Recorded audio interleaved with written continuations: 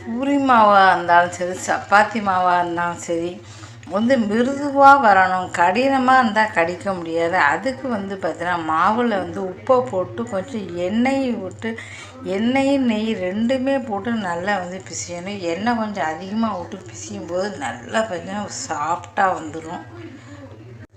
இப்போ பாருங்கள் எவ்வளோ சாஃப்டாக இருக்குது பாருங்கள். எவ்வளோ அப்படியே தொட்டு பார்த்தா அவ்வளோ பஞ்சு மாதிரி இருக்குது. அது அரை மணி நேரம் 1 மணி நேரம் ஊற வச்சிங்கன்னா இன்னும் பஞ்சாக இருக்கும். நான் ஊறவே வைக்கல, உடனே காட்டுறேன். இப்போவே இவ்வளோ பஞ்சாக இருக்குது பாருங்கள்.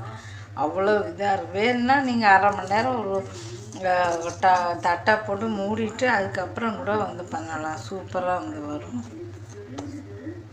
பாருங்கள். எப்போவுமே எண்ணெயாக இருக்கும். அதனால பூரியை பார்த்திங்கன்னா இந்த மாதிரி ஒரு பேப்பரில் போடுங்க. பாருங்கள் எவ்வளோ எண்ணெய் வயத்துக்குள்ளே போனால் எவ்வளோ பேப்பரில் போட்டுட்டு அதுக்கப்புறம் சாப்பிடுங்க. இப்போ எவ்வளோ அழகாக